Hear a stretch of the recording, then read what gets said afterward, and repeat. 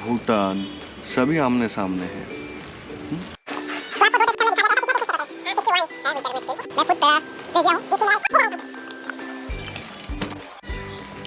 Hello friends, welcome to my channel. स्वागत है आपके नई वीडियो में। तो जो कि आपको पता है कि मैं सिलीगुड़ी में हूँ, क्यों हूँ आज मैं दिखा रहा हूँ। यहाँ पे एक नया रिहेबिलिटेशन सेंटर खुला है जो कि नॉर्थ ईस्ट में फर्स्ट एवर है सेंटर, जो कि नॉर्थ ईस्ट का सबसे क्लोजेस्ट सेंटर होगा। और ये है सामने आपको दिखा रहा हूँ। तो यही है वो रिहेबिलिटेशन सेंटर, बाबा लोकेनाथ न्यूरो स्पाइनल रिहेबिलिटेशन सेंटर, जहाँ पे आप रह के अपना ट्रीटमेंट करवा सकते हो, फिजियोथेरेपी रिहैब करवा सकते हो। जो कि ये और नॉर्थ ईस्ट में अगर आपको कभी कुछ होता है तो आपको जाना पड़ता है दिल्ली, मुंबई या साउथ इंडिया में, लेकिन ये फर्स्ट रिहेबिलिटेशन सेंटर है जहाँ पे आप आके आराम से करवा सकते हो। और क्या है, चलिए डिटेल्स अंदर जाकर दिखाते हैं आपको। ये छोटा सा रैंप है, तो रैंप से हम अंदर जा रहे हैं अभी फ़िलहाल। और यहाँ आते ही पहले हॉल आता है। हॉल में ये जिम सेटअप है थोड़ा छोटा सा, और ये डबल बेड है जहाँ पे डबल बेड का एक्सरसाइज होगा, रोलिंग वोलिंग वगैरह बहुत कुछ होता है। ये लेग का एक्सरसाइज के लिए है। और ये बॉल है, इधर सिंगल बेड है। और ये हमारा ट्रेनर है अपूर्व, आपको जल्दी मिलाते हैं, अच्छे से बात करते हैं। पहले मैं आपको एक व्यू दे देता हूँ कैसा है कैसा नहीं है। उसके बाद तो इस हॉल का यहाँ पे ये स्टैंडिंग टेबल है, और वो भी स्टैंडिंग टेबल ही है। और वहाँ पे पैरेलल बार है, वो डिटेल्स में दिखाता हूँ। ये है मेल वार्ड। तो ये बाथरूम है, एक दो बाथरूम दिया गया, एक बेसिन है। और ये भी डबल बेड है, यहाँ पे भी आप प्रैक्टिस कर सकते हो आराम से। और ये बेड्स है सिंगल बेड, टोटल 1 2 3 4 5 6 7 8 9 10 बेड है सिंगल बेड, जिस पे आप आराम से मेल बेड है, ये रियल में मेल वार्ड है। और एक छोटा सा रूम यहाँ पे भी दिया गया है। तो इस रूम में चेंजिंग रूम हो सकता है या कुछ अलग भी होगा इन फ्यूचर, अभी तो कुछ नहीं है। इसका इनॉग्रेशन हुआ ही है कल, तो आपको दिखाता है। ये रूम का तो दिखा दिया मैंने मेल वार्ड का। अभी मैं आपको दिखाता हूँ फीमेल वार्ड। मेल वार्ड है तो फीमेल वार्ड भी ज़रूर होगा। तो फीमेल वार्ड कैसा है वो मैं दिखा देता हूँ आपको। और केबिन्स भी अवेलेबल है यहाँ पे। एक केबिन ये है, एक रूम का केबिन ये है, और दूसरा केबिन इस रूम में है। तो केबिन पहले आपको दिखा देते हैं, तो फिर से आपको दिखाएंगे। लाइट ऑफ है, मैं लाइट ऑन कर लेता हूँ। तो ये केबिन है, केबिन में 2 बेड अवेलेबल है, एक ये है और छोटा सा रूम है। स्पेस अवेलेबल है, आपको आराम से हो जाएगा। और आपको सामान रखने के लिए यहाँ पर रेक भी है, और बाथरूम एक्स्ट्रा करके दिया हुआ है जो कि एक्सेसिबल है। और कमोड सिस्टम भी है, वेस्टर्न कमोड दिया गया है। तो यहाँ पे 2 केबिन आपको मिल रहा है, इस रिहाब में 2 केबिन अवेलेबल है।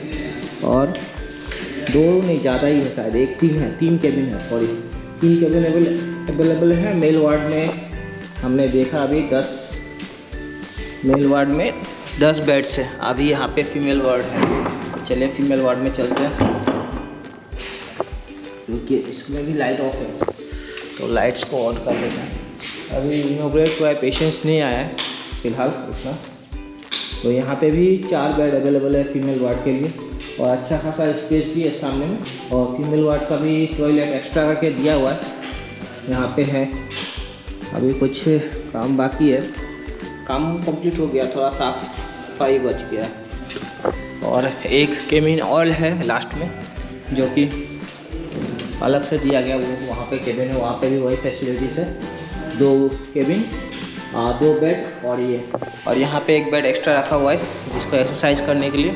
और साइकिल ये है, और एक व्हीलचेयर पे बैठ के साइकिलिंग के लिए भी अलग एक साइकिल है, जो कि अभी यहाँ पे लाइन है, ऑन द वे है।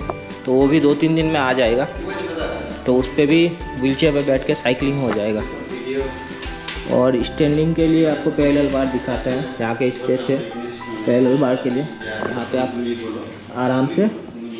और ये डम्बल कुछ है, ये मैं दिखाना भूल गया, डम्बल है हर एक साइज़ का। ये कौन है जिससे व्हीलचेयर का ट्रेनिंग होगा, क्या ट्रेनिंग होगा वो भी हम बताएंगे।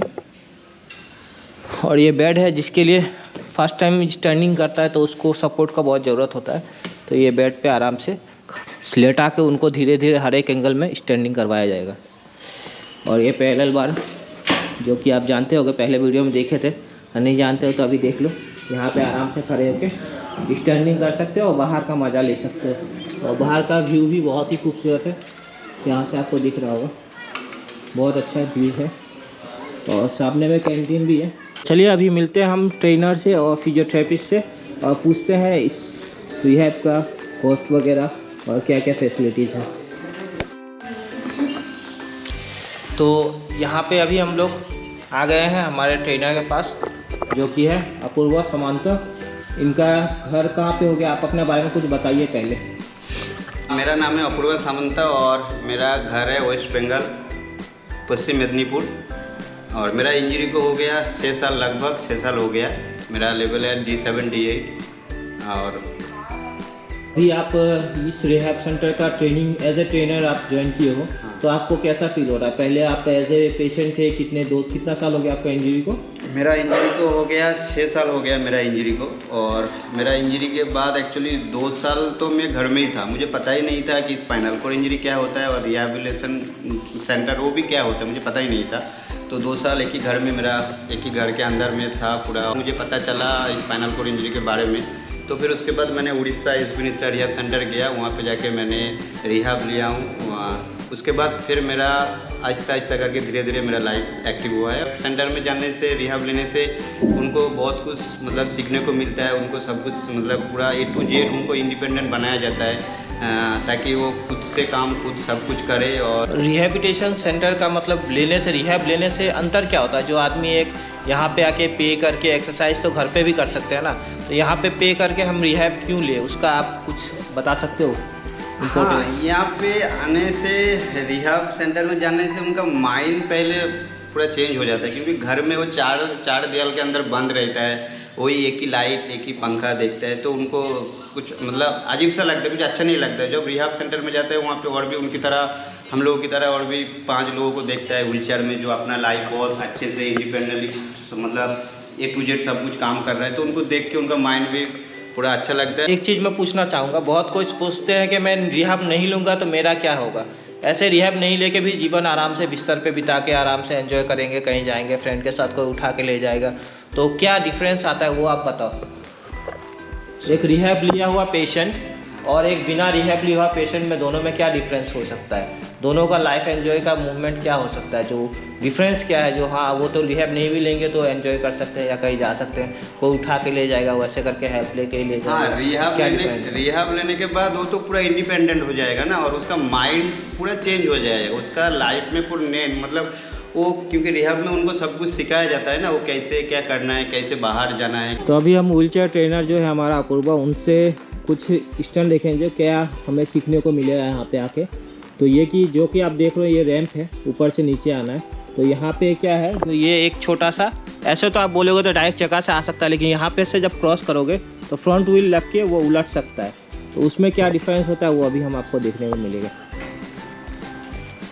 आ जाओ तो गिर जाएगा इंसान।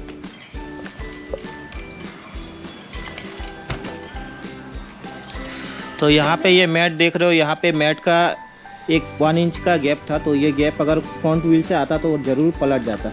जो कि यहाँ पे जो ये गैप है नीचे में अराउंड 3 इंच या 4 इंच का गड्ढा है, जहाँ से अभी ये क्रॉस करेंगे, जो कि हमें रास्ता में जब निकलते हैं तो ऐसा हमें मिलता ही रहता है। ये देखिए, इसको आराम से टैकल करके चले गए, और ऐसा नहीं करते तो डायरेक्टली हम उलट सकते थे सामने का तरफ, और फिर आते वक्त भी हमें आना है तो आएंगे कैसे वो भी दिखाएंगे। थोड़ा स्पीड अप लेकर आगे का चक्का उठा के आराम से आ गए। तो आपको 2 टेक्निक हमने दिखा दिया, तो ऐसा कितना टेक्निक्स है टोटल?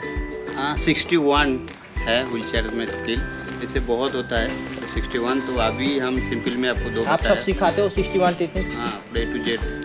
तो यहाँ पे जो आएगा आपके तरफ पूरा एक्टिव होकर जाएगा या कुछ आधा आधा नहीं, उनको पूरा, उनका पूरा आएगा तो उनको पूरा हम इंडिपेंडेंटली यहाँ से बना के छोड़ेंगे, ताकि वो किसी का ऊपर निर्भर ना रहे, खुद का काम खुद करे। तो चलिए आपको हम दिखाते, रिहैबिलिटेशन तो दिखा दिए, पर दिन भर तो आप यहाँ पे नहीं रहोगे, दिन भर एक्सरसाइज करोगे। बाहर का क्या है वो भी हम आपको दिखाते हैं। बाहर में आपको स्पोर्ट्स एक्टिविटी करने के लिए कितना जगह है और शाम को घूमने के लिए भी कैसा जगह है, चलिए दिखते हैं। तो तो यहाँ पे जो देख रहे हो यहाँ पे बना हुआ है ऐसा ही कुछ यहाँ पे बनने वाला है। और यहाँ पे टोटली व्हीलचेयर बास्केटबॉल का एक ग्राउंड बने हैं, वहाँ पे हम लोग स्पोर्ट्स खेल सकते हैं। और यहाँ पे स्पोर्ट्स के लिए, एक्टिविटी के लिए अवेलेबल स्पेस बहुत ज़्यादा है। और दिखाते हैं, अभी हम शाम को जैसे जाते हैं यहाँ पे आते हैं तो बैठने के लिए या ये करने के लिए कैसा जगह है।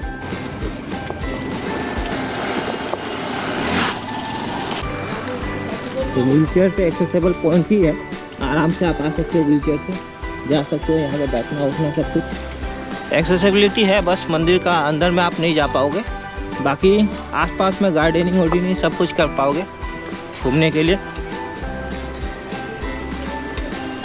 तो यहाँ पे आके हमें मिल चुका है मैनेजिंग हेड जो हमारा रिहैब सेंटर का है। सर आपका नाम? मेरा नाम सुब्रत सरकार। सुब्रत सरकार इनका नाम हो गया। तो सर आपने क्या सोच आया कि आप यहाँ पे रिहैबिलिटेशन सेंटर खोल रहे हैं सिलीगुड़ी में, जो कि ज़्यादा बड़ा जगह भी नहीं है बट बहुत ज़्यादा रश एरिया है और जहाँ पे एक लैंड मिलना भी बहुत मुश्किल है, उस जगह में आप खोल दिए हैं रिहैबिलिटेशन सेंटर?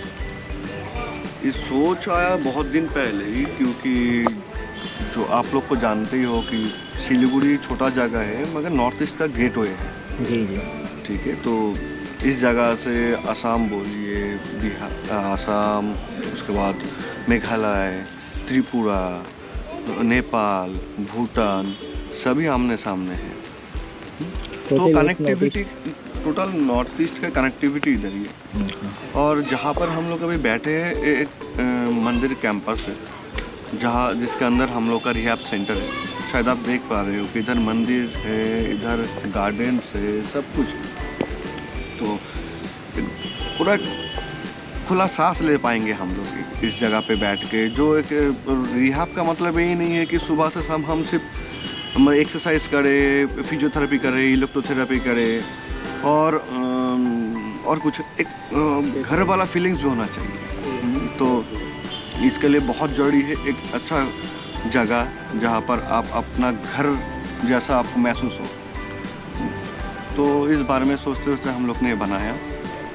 इधर आप लोग अभी आ पाएंगे क्योंकि कनेक्टिविटी बहुत ही अच्छा है इस जगह का। बाई बस आप आ पाएंगे, बाई ट्रेन आ पाएंगे, एनजेपी सामने ही है।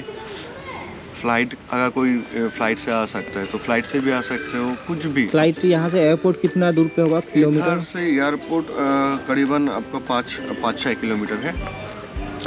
तो बेसिकली यहाँ से बाय ट्रेन आए या एयरपोर्ट आए विदिन 5 किलोमीटर में हो ही जाता है। क्योंकि मैं सिलीगुड़ी से आया था जो कि 1 किलोमीटर है, एनजेपी भी अराउंड 5 किलोमीटर ही है। तो सब कुछ आप बाय रोड यहाँ से जो भी है बहुत सब कुछ नज़दीक में, ज़्यादा दूर भी नहीं आना पड़ेगा। आप चाहो तो पैदल भी आ जाओगे, कोई दिक्कत नहीं होगा। तो सर मेरा दूसरा क्वेश्चन ये है कि आपने जो यहाँ पे रिहैबिलिटेशन स्टार्ट किया तो अभी बहुत लोगों को तो इसके बारे में पता भी नहीं होगा जो यहाँ पे रिहैबिलिटेशन स्टार्ट हो गया है सेंटर। तो कनेक्टिविटी आपको शायद कॉल भी आया था, जैसे आपने मुझे बताया था कि बहुत पेशेंट आ रहे हैं, 2-4 पेशेंट का कॉल आ गया ऑलरेडी, वो लोग आने वाले हैं। तो अभी उनके लिए कैसा ये है जो दूसरा का लैंग्वेज इशू हो जाता है, मेनली लैंग्वेज इशू के लिए ही बहुत कोई नहीं आते हैं, उसके लिए कुछ हल सोचे हैं, क्या कर सकते हो?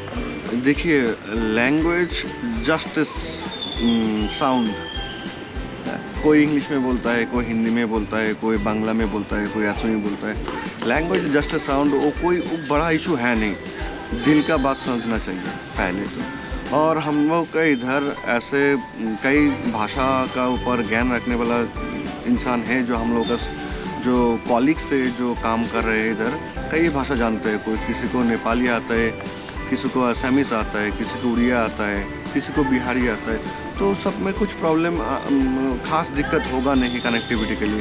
हम लोग का जो मेन जो एक एम है कि रिहैब देना, एक कुछ भी हादसा के वजह से जो आज इस रिहैब का ज़रूरी है, उन लोग को एक अच्छा मतलब फीलिंग देना, पहले तो घर वाला फीलिंग और अच्छा ट्रीटमेंट प्रोवाइड करना। और जब इस रिहैबिलिटेशन में कोई आएगा और जब इस रिहैबिलिटेशन से जो जाएगा, दोनों में एक अंतर होना चाहिए। वो आने के टाइम पे क्या था और जाने के टाइम पे क्या है। तो ये लोग हम लोग बहुत ध्यान से हम लोग काम कर रहे हैं इसका ऊपर, जिससे आगे जाकर इन लोग को कोई प्रॉब्लम ना हो। हम लोग बहुत सारा कुछ सोच रहे हैं, जैसे कि जो स्पाइनल कॉर्ड इंजरी है, बाद दूसरा भी बहुत कुछ, जैसे पैराप्लेजिया, होमोप्लेजिया में जो पेशेंट्स है, मस्कुलर डिस्ट्रॉफी, न्यूरोलॉजिकल बहुत पेशेंट्स है। तो इन लोग का क्या होता है ना, सोचता है कि जैसे ऐसा मेरा तो हादसा हो गया, इसके बाद मैं कैसा अपना ज़िंदगी चलाऊँ। तो रिहैबिलिटेशन लेते हैं। रिहैबिलिटेशन लेने का बाद भी बहुत कुछ होता है ज़िंदगी चलाने के लिए।